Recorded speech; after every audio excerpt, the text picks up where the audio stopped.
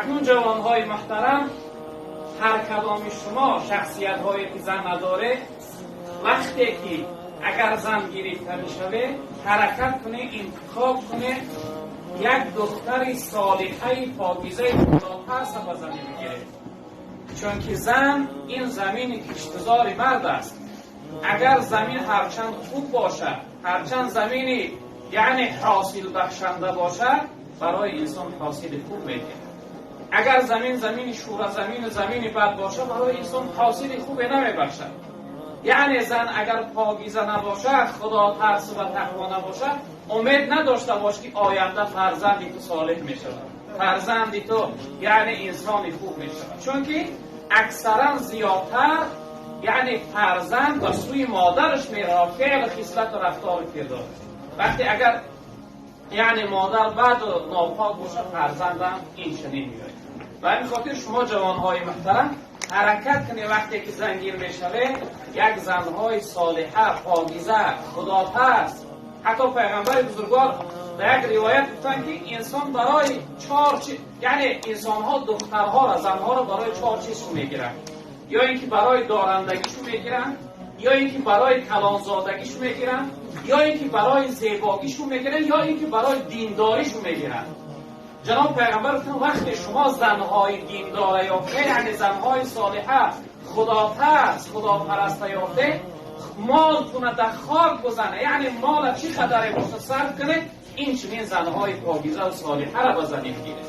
در اصل انسان اگر زنی صالحه، زنی خداپرست، زنی پرهیزگار بگیرد، انشاءالله که حیات او نورانی میشه، حیات او پربرکت، حیات او خوشبختانه میگذرد. و این خاطر جوانهای محترم، شخصیت هایی که زن نداره و زنگیر میشوه، فریبی یعنی حسن و جمال زنها نشوه. نگه که دختری فلانی دختری بزیبه، زیبایی او را نگاه نکن، کلانزادگیش را نگاه نکن، دارندگیش را نگاه نکن. جناب پیغمبر من شما را تعلیم دینداریش را نگاه کن. آیا زنی دیندار هست یا نه؟ اگر زنی صالحه نباشه، امروز همتون در اینترنت ها دیده ایستاده که چقدر رسواگری و چقدر فساد زیاد شده است.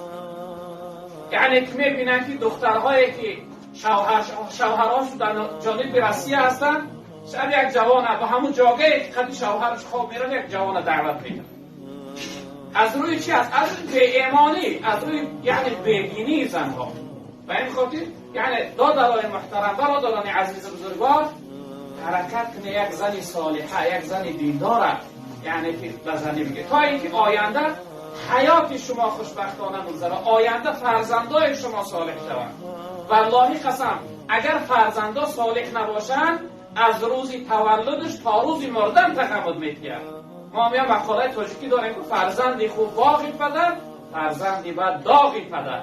اگر فرزند خوب باشه، فرزند صالح شود، فرزند عالم شود، انشاءالله پدر همیشه از جانب و رحمت میشنود. اگر در جای ما فرض کنیم فرزند یک کسی ما اینجا امر معروف کنه، پدر سرش از آسمان بالا میشه که فرزند منه. مثل از کشان قاری قرائت کنه، چقدر پدرش خوشحال میشه فرزند من یک قرائت داره. یعنی در اصل جای افتخار است وقتی فرزند یک انسان در یک جامعه عالم میشود، قاری میشود، خادم میشود، در اصل پدر افتخار میکنه.